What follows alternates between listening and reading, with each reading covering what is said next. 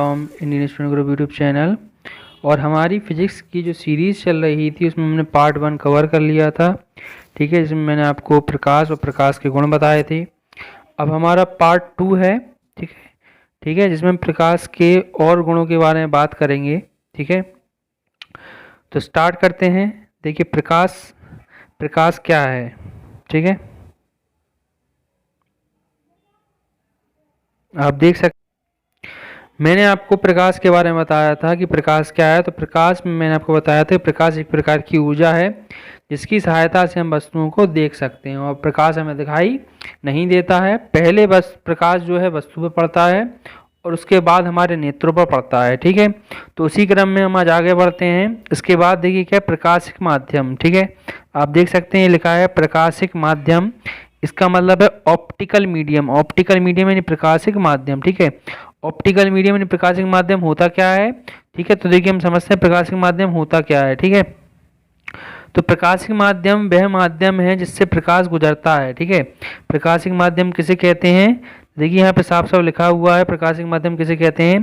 तो प्रकाश जिन माध्यमों से होकर गुजरता है उन्हें प्रकाशिक माध्यम कहते हैं, ठीक है। तो प्रकाश क्या करता है, जिन माध्यम का मतलब है कांच हो गया, वायु हो गया, इत्यादि चीजें हो गई जिससे प्रकाश गुजरता है, उन्हें हम प्रकाशिक माध्यम कहते हैं, ठीक है। तो प्रकाशिक माध्यम किसे कहते हैं, तो वे माध्यम जिसमें से होकर प्रकाश गुजरता है उसे प्रकाशिक माध्यम कहते हैं। और प्रकाशिक माध्यम जो है वो निम्नलिखित 3 प्रकार के होते हैं।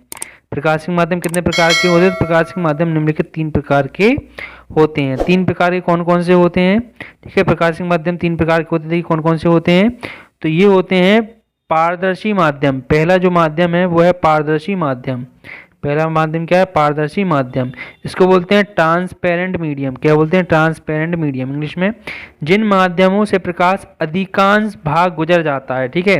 तो ट्रांसपेरेंट यानी पारदर्शक माध्यम किसे कहते हैं, जिन माध्यमों में से प्रकाश का अधिकांश भाग गुजर जाता है उन्हें हम पारदर्शी माध्यम कहते हैं, जैसे है वायु, कांच आदि, ठीक है।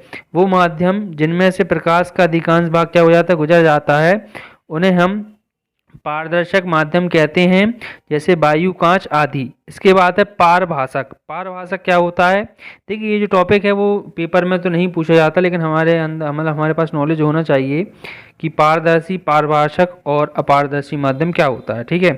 तो हम बात करते हैं पारभासक माध्यम। पारभासक माध्यम क्या है, जिन माध्यमों से प्रकाश का केवल आंशिक भाग ही गुजर पाता है, कुछ भाग, थोड़ा भाग ही गुजर पाता है, ठीक है, उसको हम बोलते हैं पारभासक माध्यम। उसको हम क्या बोलते हैं, पारभासक माध्यम हम उसको, ठीक है, उसको हम पारभासक माध्यम कहते हैं, ठीक है। उसको हम क्या बोलते हैं, पारभासक माध्यम कहते हैं, ठीक है। इसके बाद देखिए, इसके बाद है अपारदर्शी माध्यम। अपारदर्शी इसके नाम से जाहिर है, पारदर्शी, ठीक है।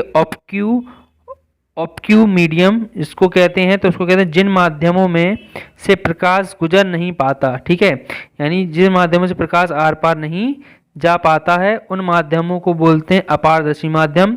जैसे एग्जाम्पल में लिखा है लकड़ी, लोहा आदि, ठीक है, लकड़ी, लोहा आदि।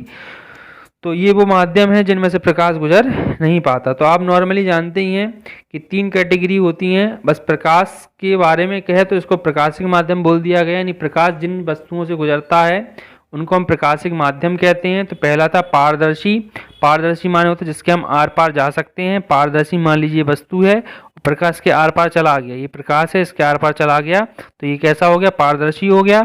अब इसके बाद दूसरा एग्जाम्पल ये था कि जिनमें से प्रकाश थोड़ा जा पाए, आंशिक रूप से जा पाए, जैसे कांच है, ठीक है, कभी कभी कांच से क्या थोड़ा बहुत जाता है, अलग अलग प्रकार के, जैसे धूल है, जल बाष्प है, इत्यादि है, ठीक है, कांच भी है, देखिए तेली है, कागज वगैरह। तो इनसे प्रकाश क्या करता है, आंशिक रूप से गुजर पाता है, ठीक है, इनसे क्या करता है, आंशिक रूप से गुजर पाता है। तो मान लीजिए जैसे कांच है, ये कांच है, ठीक है, इससे प्रकाश थोड़ा थोड़ा गुजर रहा है, यहाँ से थोड़ी थोड़ी हल्की हल्की किरणें निकल रही हैं आंशिक रूप से, ठीक है। तो ये क्या कहलाएगा, ये कहलाएगा पारभासक, ठीक है। और एक होता है अपारदर्शी, जिससे कुछ भी ना गुजरे, उसको बोलते हैं पारदर्शी, ठीक है। इसके बाद देखिए प्रकाश किरण, ये देखिए ये थोड़ा इंपॉर्टेंट नहीं है लेकिन थोड़ा थोड़ा समझते चलिए। इसके बाद है प्रकाश किरण। प्रकाश किरण क्या है, तो प्रकाश की किरण कुंज होता है। देखो एक तो होता है अभिसारी प्रकाश कुंज, अभिसारी, ठीक है। तो वे प्रकाश कुंज जिसमें सारी की सारी किरणें एक ही बिंदु पर ठीक है, एकत्र हो जाती हैं, उसको बोलते हैं अभिसारी प्रकाश पुंज। ठीक है, आप चित्र में देख सकते हैं, देखिए किस प्रकार से कि ये सारी प्रकाश की किरण ये आ रही हैं इस तरह से और एक ही बिंदु ओ पर, ठीक है, एक ही बिंदु ओ पर एकत्रित हो रही हैं, तो उसको बोलते हैं अभिसारी प्रकाश पुंज। देखिए नाम से जाहिर है, अभिसारी, सारी की सारी अभी एक ही बिंदु पर, अभी माने एक ही बिंदु पर एकत्र हो जाती हैं, उसको बोलते हैं अभिसारी प्रकाश कुंज। तो प्रकाश की जब बहुत सारी किरणें एक ही बिंदु पर जाकर एकत्र हो जाती हैं तो उन्हें बोलते हैं अभिसारी प्रकाश कुंज। ठीक है, इसके बाद है अपसारी प्रकाश कुंज। तो अपसारी प्रकाश कुंज कहते हैं अपसारी, अप यानी एक ही बिंदु से सारी की सारी, अप में उल्टा हो जाएगा, अभिसारी में सारी की सारी एक जगह एकत्र हो जाती हैं और अपसारी में क्या होंगी कि सारी की सारी किरणें एक बिंदु से अलग अलग दिशाओं में चली जाएंगी। ठीक है, अपसारी, अप माने उल्टा हो जाएगा, सारी की सारी मतलब सारी किरणें एक बिंदु से उल्टी दिशा में चली जाएंगी। देखिए आप देख सकते हैं ये किरण एक इधर जा रही, एक इधर जा रही, एक इधर जा रही, तो इसको बोलते हैं अपसारी प्रकाश कुंज। ठीक है, इसके बाद अब जो सबसे इम्पोर्टेंट है वो है प्रकाश का परावर्तन, जो हम देखने वाले हैं। ठीक है, ये सबसे इम्पोर्टेंट है, पेपर में कई बार आया है और आता है, पूछा जाता है। ठीक है, तो देखिए सबसे इम्पोर्टेंट, मोस्ट इम्पोर्टेंट, प्रकाश का परावर्तन। ठीक है, रिफ्लेक्शन ऑफ लाइट, प्रकाश का परावर्तन। देखिए जब प्रकाश किसी चिकनी व पॉलीजर सतह पर आपतित होता है, आपतित होने का मतलब है कि उस पर गिरता है, ठीक है, उस पर पड़ता है। ठीक है, आपतित होने का मतलब क्या है, उस पर गिरता है या पड़ता है, उसको हम क्या बोलते हैं, प्रकाश, यानी उस पर आपतित हुआ। ठीक है, उसका मतलब क्या है, प्रकाश पे क्या हुआ, आपतित हुआ। देखिए जब प्रकाश किसी चिकनी या पॉलीजर पर सतह पर आपतित होता है, ठीक है, उसका अधिकांश भाग सतह से टकराकर माध्यम में लौट जाता है। ठीक है, तो उस क्या होता है कि जब प्रकाश क्या होता है, देखिए ये चित्र बना हुआ है, चित्र से समझ लीजिए। ठीक है, तो देखिए ये क्या है, कांच है। ठीक है, ये कांच है और कांच ये आपतित किरण है, ये आपतित किरण है, ये परावर्तित किरण है। क्या होता है जब प्रकाश किसी चिकनी या पृष्ठ पर टकराता है, ये पृष्ठ है और प्रकाश ये आया, मान लीजिए यहाँ बल्ब है या सूर्य है और यहाँ से प्रकाश आया। ठीक है, प्रकाश आया, इस पृष्ठ से टकराया, टकराकर वापस लौट गया। इसी प्रकार की घटना को प्रकाश का परावर्तन बोलते हैं। बस को बोल दिया आपतित, आपतित माने इससे टकराना, आकर टकराना, तो उसको बोलते हैं हम आपतित। ठीक है, तो आप देख सकते हैं, तो प्रकाश का परावर्तन क्या है, तो ध्यान से सुनिएगा, प्रकाश का परावर्तन, तो जब प्रकाश की किरण किसी चिकने या पॉलीजर पृष्ठ से टकराती है और टकराने के बाद, पृष्ठ से टकराई और टकराने के बाद वह उसी माध्यम में वापस लौट जाती, जिस माध्यम से आई है उसी माध्यम में वापस लौट जाती है। इस प्रकार की घटना को प्रकाश का परावर्तन कहते हैं। इस घटना को क्या बोलते हैं, प्रकाश का परावर्तन कहते हैं। रटना बिल्कुल नहीं है, सिंपल सी लैंग्वेज है। ठीक है, जब प्रकाश किसी चिकने या पॉलीजर पृष्ठ से टकराता है और टकराने के बाद वह उसी माध्यम में वापस लौट जाता है, तो इस प्रकार की घटना को प्रकाश का परावर्तन कहते हैं। ठीक है, तो जो आने वाली किरण है उसको बोलते हैं आपतित किरण। ठीक है, और टकराकर वापस जाने वाली किरण को बोलते हैं परावर्तित किरण। आपतित किरण और ये अभिलंब है बीच में। ठीक है, ये अभिलंब है। आपतित किरण और अभिलंब के बीच बनने वाला कोण आपतन कोण होता है। ठीक है, देख सकते हो आप, ये आपतन कोण होता है। और परावर्तित किरण और परावर्तित किरण और अभिलंब के बीच बनने वाला कोण होता है परावर्तित कोण। ठीक है, क्या होता है, परावर्तित कोण। ठीक है, मैं इरेज कर देता हूँ, साफ साफ दिख सके आपको। ठीक है, तो ये परावर्तित कोण होता है। ठीक है, मैं जूम और कर देता हूँ, देखिए अभी 100%, 400% जूम, इससे ज़्यादा जूम नहीं होगा। ठीक है, तो ये इस तरीके से आप समझ गए होंगे। ठीक है, तो ये आने वाली किरण को आपतित किरण बोलते हैं, जाने वाली किरण को परावर्तित किरण बोलते हैं। जो आपतित किरण से कोण बनता है उसको, जो आपतित किरण से कोण बनता है उसको बोलते हैं आपतन कोण, और जो परावर्तित किरण से कोण बनता है उसको बोलते हैं परावर्तित कोण। और ठीक है, और ये एम डैश जो है वो एक कांच का दर्पण है, यानी दर्पण है, एक चिकना पदार्थ सतह पृष्ठ है। ठीक है, तो आप समझ गए होंगे प्रकाश का परावर्तन हम किसे कहते हैं। ठीक है, इसके बाद है प्रकाश के परावर्तन से कुछ संबंधित परिभाषाएं हैं। पहला है परावर्तक पृष्ठ। ठीक है, पहला क्या है, परावर्तक पृष्ठ। परावर्तक पृष्ठ क्या होता है, तो एक कांच का चिकना पृष्ठ होता है। प्रकाश जिस पृष्ठ से टकराता है उसको परावर्तक सतह कहते हैं। परावर्तक पृष्ठ एम डैश कहलाता है। ठीक है, तो देखिए चित्र में देख सकते हो आप, परावर्तक सतह चिकना एक चिकनी सतह है, ये दिख रही है आपको, ये चिकनी सतह है। ठीक है, एम डैश है।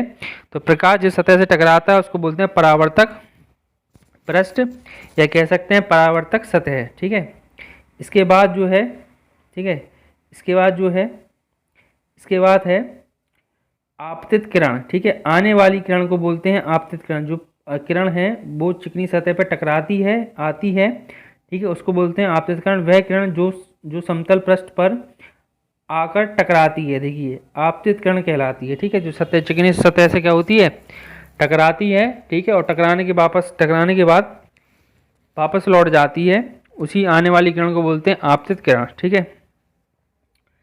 इसके बाद है परावर्तित किरण। परावर्तित किरण क्या होती है, जो टकराने के बाद, जो किरण टकराने के बाद वापस लौट जाती है, ठीक है, उसको परावर्तित किरण कहते हैं। जो किरण टकराने के बाद क्या होती है, वापस लौट जाती है। परावर्तित किरण क्या होती है, तो वह किरण या वह प्रकाश किरण जो पृष्ठ से टकराकर उसी माध्यम में लौट जाती है, उसे परावर्तित किरण कहते हैं, उसे कहते हैं परावर्तित किरण कहते हैं, ठीक है।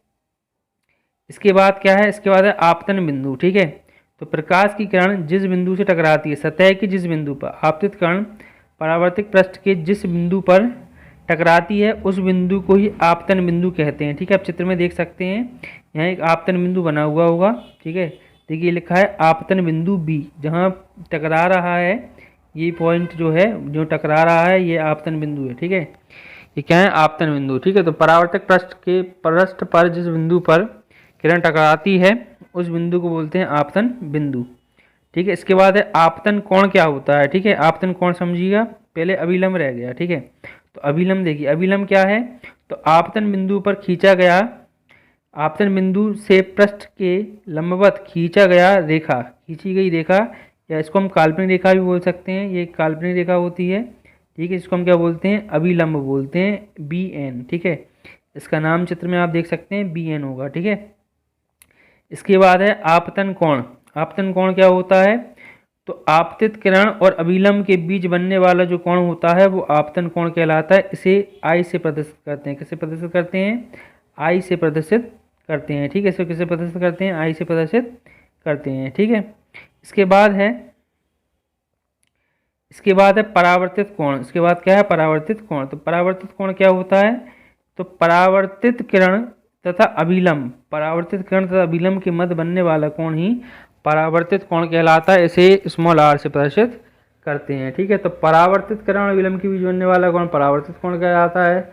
आपतित किरण और अभिलंब के बीच बनने वाला कोण जो है वो आपतन कोण कहलाता है, ठीक है। और जिस बिंदु पर समतल परावर्तक तल के जिस बिंदु पर किरण गिरती है, उस बिंदु को आपतन बिंदु कहते हैं, ठीक है। क्लियर है।